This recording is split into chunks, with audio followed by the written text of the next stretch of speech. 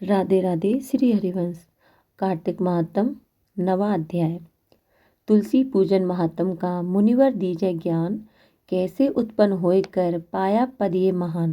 पृथु बोले, हे मुनीश्वर, आपने जो अभी कार्तिक के व्रत में तुलसी की जड़ में विष्णु भगवान का पूजन कहा, इसलिए मैं तुलसी के महात्म को पूछना चाहता हूँ। वह भगवान को इतनी प्यारी कैसे हुई? हे नारद, वह कहाँ और कैसे उत्पन्न हुई? तुम सर्वज्ञ हो, यह सब मुझे भी बतलाइए। नारद जी बोले, प्राचीन काल में एक बार इंद्र अप्सराओं और देवताओं के साथ शिव के दर्शन के लिए कैलाश पर गए। वहां इंद्र ने भीमकर्मा नामक भयंकर एक आंख वाला एक पुरुष देखा। इंद्र ने पूछा, तू कौन है और शिव जी कहाँ गए हैं? ऐसे बार बार पूछने पर भी उसने उत्तर न दिया। तब इंद्र अत्यंत क्रोधित हो बोले, तूने मेरी बात का कुछ भी उत्तर न दिया, इससे मैं तुझे वज्र से मारता हूँ। हे दुर्मते, तेरा रक्षक कौन है? इंद्र ने यह कहकर बलपूर्वक वज्र मारा, लेकिन इंद्र का वज्र तथा भुजाएं स्तंभित हो गईं। इस पर इंद्र ने अति क्रोध किया। वह पुरुष अब अग्नि की भांति तेजमय हो गया, तो बृहस्पति जी उनको पहचान गए। वह पुरुष स्वयं शिव थे।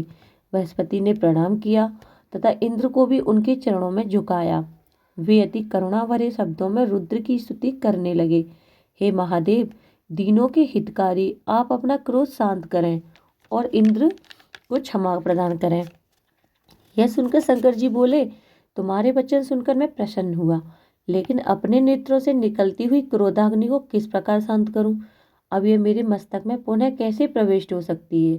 बृहस्पति बोले, हे दयालु, आप अपने नेत्रों की इस तेजोग्नि को कहीं अन्यत्र स्थापित कर दें और इंद्र का उद्धार करें।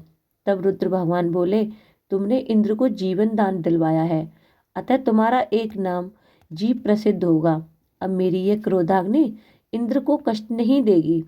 नारद जी बोले, शिव जी ने ऐसे कहकर उस अग्नि को हाथ में लेकर समुद्र में फेंक दिया, जो गंगा सागर के संगम पर जा गिरी। वह अग्नि वही बाल रूप धरकर रोने लगी।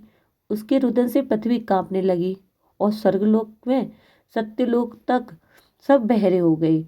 ब्रह्मा जी ने वहां जाकर देखा कि समुद्र की गोद में राधा वल्लभ श्री हरिवंश। तब उन्होंने पूछा, यह अद्भुत बालक कौन है? उसके वचन सुन समुद्र ने हाथ जोड़े और प्रणाम कर वह बालक उनकी गोद में दे दिया और कहा, हे ब्राह्मण, गंगा सागर के संगम में मेरा यह पुत्र उत्पन्न हुआ है। हे जगत गुरु, इसकी जाति कर्म आदि संस्कार करिए। नारद जी बोले, यह बात हो रही थी कि उस सब बालक ने ब्रह्मा जी की दाढ़ी पकड़ ली और उनको बार बार हिलाने लगा, जिससे ब्रह्मा के नेत्रों से आंसू गिरने लगे।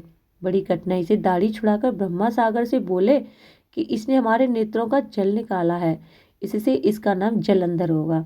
यह संपूर्ण शास्त्रों का जानने वाला होगा और इसके रुद्र की मार सकेगा।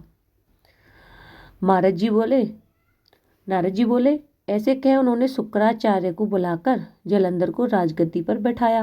ब्रह्मा जी अंतर्ध्यान हो गए। सागर अपने पुत्र को देख प्रसन्न हुआ। काल नेमि ने प्रभावित होकर अपनी कन्या वृंदा का विवाह जलंधर के साथ कर दिया। पति से प्रेम करने वाली और आज्ञाकारिणी उस स्त्री को लेकर शुक्राचार्य की सहायता से वो पृथ्वी पर राज्य करने लगा। नवा अध्याय समाप्त। राधे राधे। श्री हरिवंश।